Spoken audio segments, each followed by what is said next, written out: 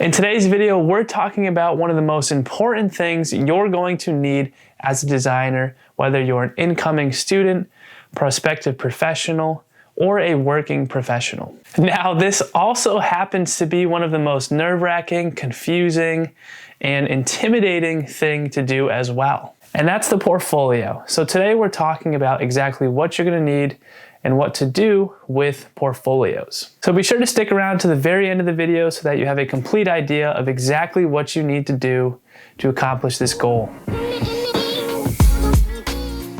What's going on, everybody? My name is Carter, and here we help future designers with landscape architectural representation, education, and visualization. So if you're looking for some more landscape architecture content, feel free to check out my page in the description below for some more content. But that aside, let's talk portfolios. Your portfolio is a professional statement on who you are, what you do, and your design process. The very best portfolios will not only do a good job of narrating who they are as a person, but also tell a story alongside it.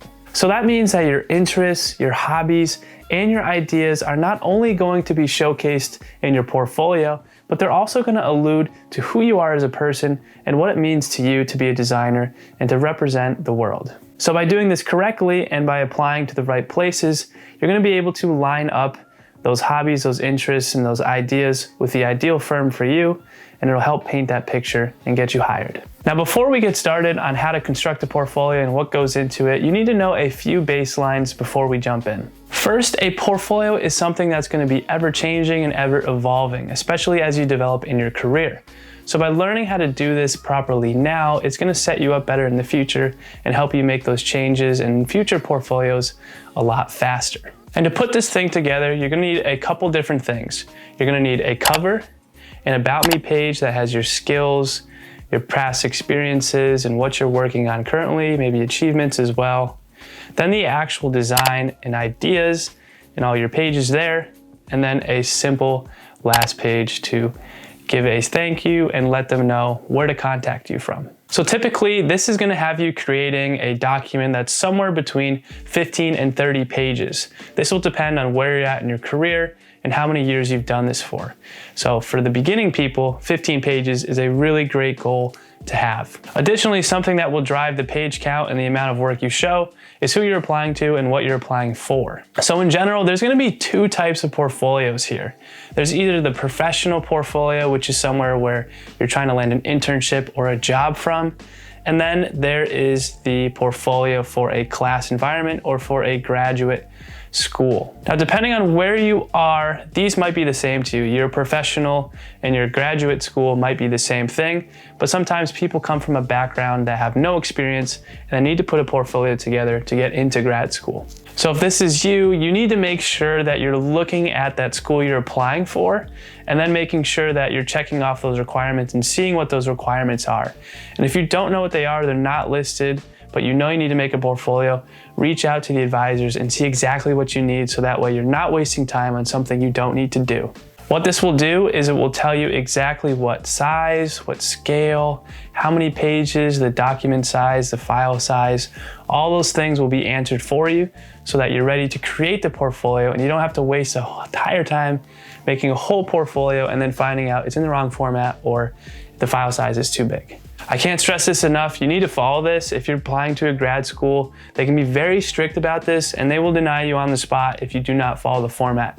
So just follow along with it. And it's a good idea in general because you're gonna need to follow a format, and firms have max, megabytes that they get, file sizes that they won't look at if it's over. So just be prepared for that. But that aside, let's assume you have some work to show and you're looking towards getting an internship, maybe your first job, or applying to grad school like an MLA 2. The very first thing you want to do before you decide anything is to figure out what format you want to do. And I'm talking about if you want to do a landscape or a portrait form. Now, for the most part, this was always a landscape decision, but lately with the digital world and how often people are using their cell phones and looking through emails on their cell phones, the digital world has changed and made it that portraits are actually a lot more viable now. And a lot of people will look at portfolios and incoming prospective students' portfolios on their cell phone. So you want to take the time and think about who you're sending it to.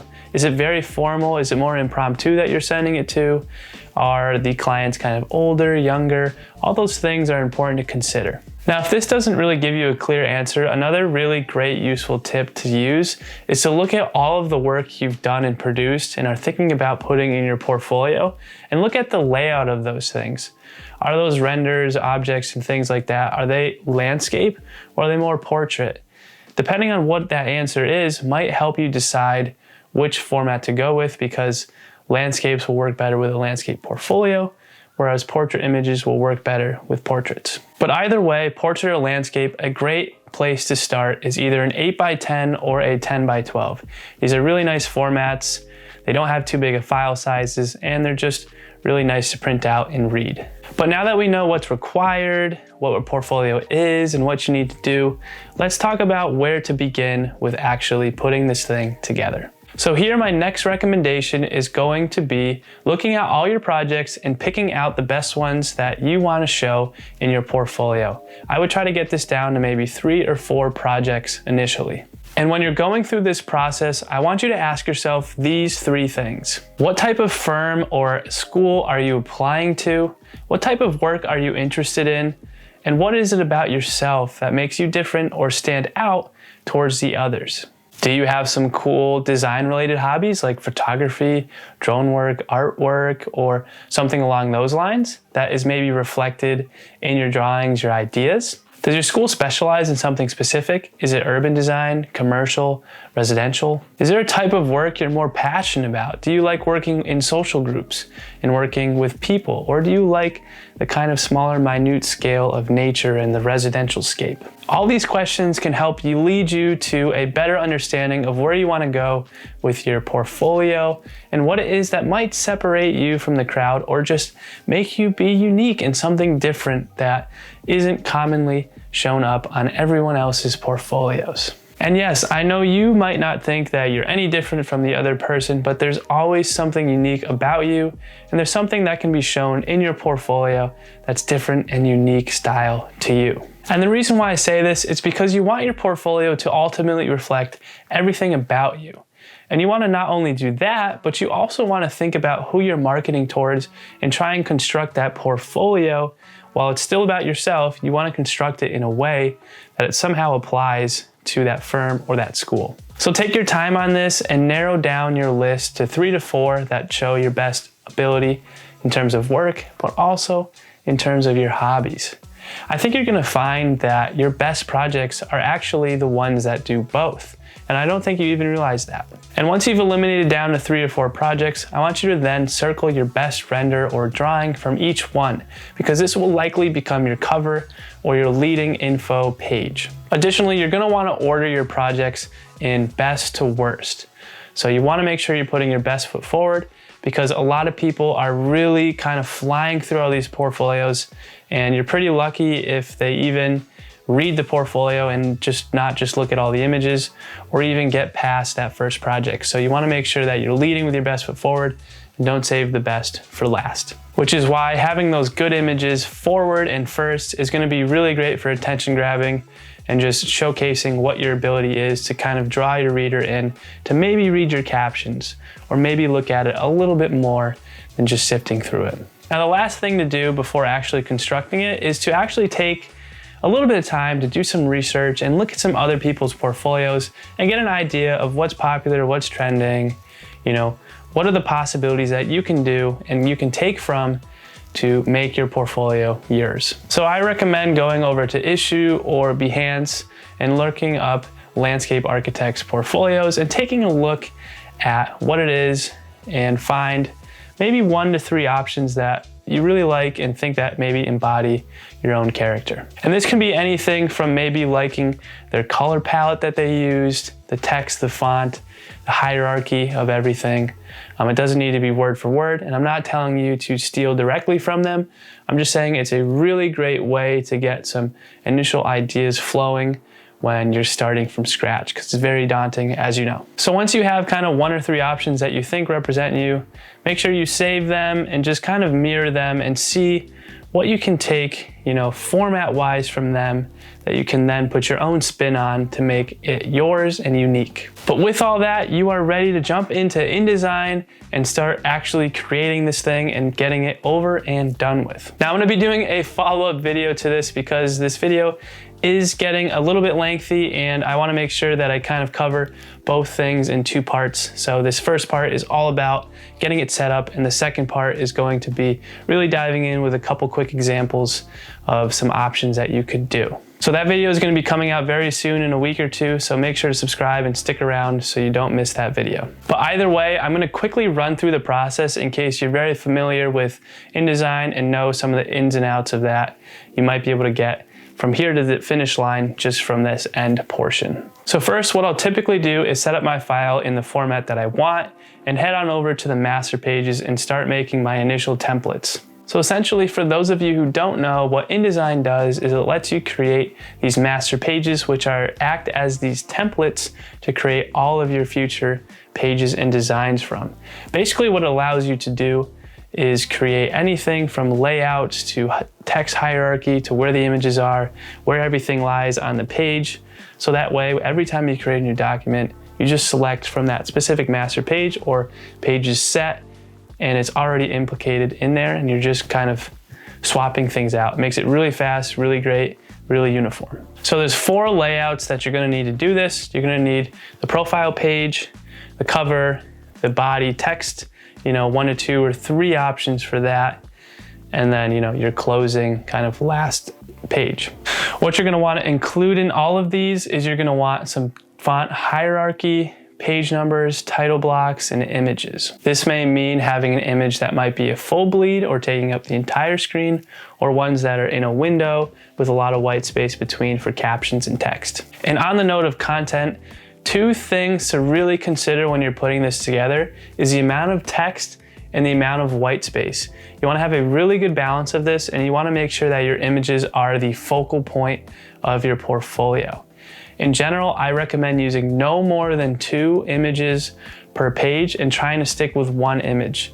If you do anything more, it gets kind of cluttered up and confusing and takes away from the overall feeling of that design. So make sure that you have plenty of white space and provide text where it's needed, of course, with captions, so that if people want to get invested and learn a little bit more about your design, they can do so. But if not, they're really kind of just looking at those overarching images. Lastly, and another reason why the master page is so great, is because you're able to develop kind of a consistent dialogue and hierarchy to your whole format. So having, the page numbers in the same spot everywhere as you go down, a subtitle text of what project you're on, what the topic's about. Is it a concept? Is it process? Is it design? Is it final renders? As you're moving through the document, if those things are consistent on every page, it's gonna make you look really well established, really professional, really cohesive, really organized, and it's just a really good look. It makes it really easy to read and digest as well. So master pages are really awesome, and you wanna take full advantage of that in InDesign. But that's gonna be generally it for the kind of design and pages process.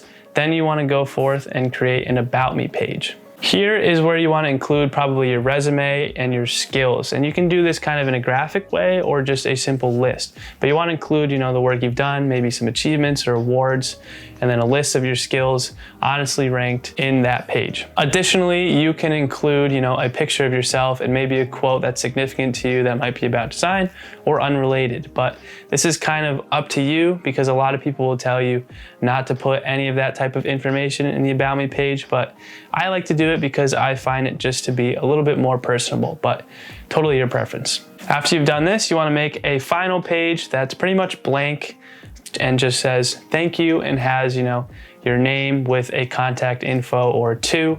So that way, if they do want to reach out, they can just go there and see how to contact you.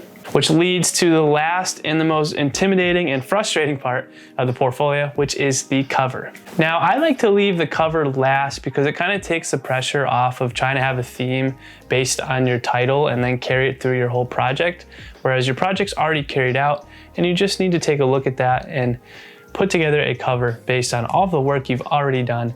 So I think it makes it a little bit easier. Now there's about a gazillion different options you can go with this portfolio, but a lot of people like to use kind of their best render or best image, but you don't have to do that. You can also do, play on your text, play on portfolio, or just have a really nice simple graphic and playful font typography. So if you don't have a really great render to show, or you're not very confident about showing it, then you can go a different route, and there's lots of examples of that.